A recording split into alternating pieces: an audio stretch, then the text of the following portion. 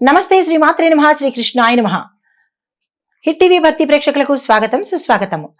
November 6 గురువారం నాటి పంచాంగం ప్రకారము మేషాది ద్వాదశ రాశుల వారికి ఎలా ఉండబోతోంది, ఈ రోజు గ్రహస్థితులు ఏంటి, ఆ గ్రహాలు ఇచ్చే ప్రభావము సూచనలు ఏంటి అనేది, దాంతో పాటు ఈ యొక్క గ్రహాల ప్రభావము ఈ 12 రాశుల వారి మీద ఎలా ఉండబోతోంది అనే అంశంలో ముందుగా గ్రహస్థితులు చూసినట్టయితే సూర్యుడు తులారాశిలోను, చంద్రుడు మీనరాశిలోను, బుధుడు శుక్రుడు కన్యలో యుతిలో ఉన్నారు, కుజుడు కర్కాటకంలోను, గురుడు వృషభంలోను స్వగృహంలో బలంగా ప్రకాశిస్తున్నాడు.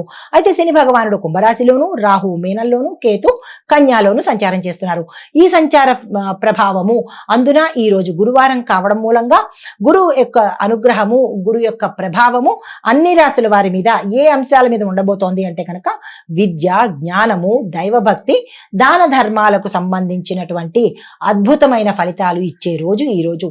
ఎవ్వరూ వృధా చేసుకునే ప్రయత్నం చేసుకోకండి. తదుపరి రాశి కర్కాటక రాశి. ఈ రాశి వారి యొక్క ఫలితాలు సంతానానికి శుభ సూచన, కొత్త పరిచయాలు శ్రేయస్కరంగా ఉంటుంది. అయినప్పటికీ కొంత జాగ్రత్త వహించండి. విద్యార్థులకు శుభ సమయము, వ్యాపారస్తులకు, రాజకీయ నాయకులకు విశేషమైన రోజుగా ఈ రోజు చెప్పడం జరిగింది. మీరు ఏ ప్రయత్నాలు చేసినా సక్సెస్ అయ్యే అవకాశం ఉంది. మీకు చెప్పదగిన పరిహారము, విష్ణు సంబంధిత ఆలయాలలో పసుపు పువ్వులను మీ పేరిట కనుక ఇచ్చినట్టయితే స్వామివారికి మంచి ఫలితాలు పొందుతారు.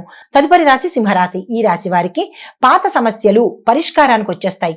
అంటే గత కొంతకాలంగా మిమ్మల్ని వేధిస్తున్న సమస్యలు ఏవైనా ఉండి ఉంటే కనుక అవి ఒక కొలిక్కి వచ్చి ఒక పరిష్కార మార్గం దొరికేందుకు అవకాశాలు కనబడుతున్నాయి. ఆ దిశగా ప్రయత్నాలు చేసుకోండి. కోర్టు సంబంధిత వ్యవహారాలు కానీ, కోర్టులో ఏదైనా మీరు కేసు వేయాలన్నా, లేదా గతంలో వేసిన కేసులు ఏమైనా ఇబ్బందికరంగా ఉంటే కనుక అవి తీరిపోయి సానుకూలమైన రోజుగా ఈ రోజు ఉండబోతోంది. అయితే కోర్టులో కేసు వేద్దాము అని అనుకున్న వాళ్లకు ఈ రోజు అత్యంత శుభప్రదము. ఏ అంశమైనా కానీ ఈ రోజు ముందుకు వెళ్లే ప్రయత్నం చేసుకోండి.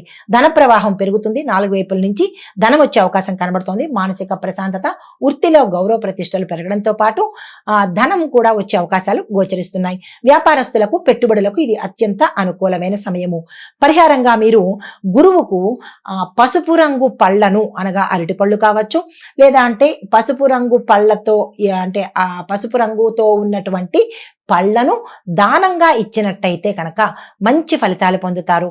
అయితే దీంతో పాటు గురుగ్రహానికి సంబంధించిన ఆ దేవాలయాలు కానీ, గురువుకు సంబంధించిన దేవాలయాలను కానీ సందర్శించి అక్కడ మీరు ఈ పసుపు పళ్ళను దానంగా ఇచ్చినట్టయితే కనుక విశేషమైన ఫలితాలు పొందుతారు.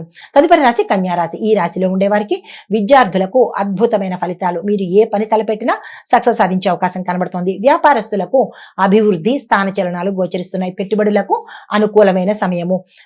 ఏదైనా అంటే మార్పు చేర్పులు జరగాలన్నా, పేరులో కానీ వ్యాపారంలో కానీ మార్పు చేర్పులకు ఈ రోజు అత్యంత శుభప్రదమైన రోజు.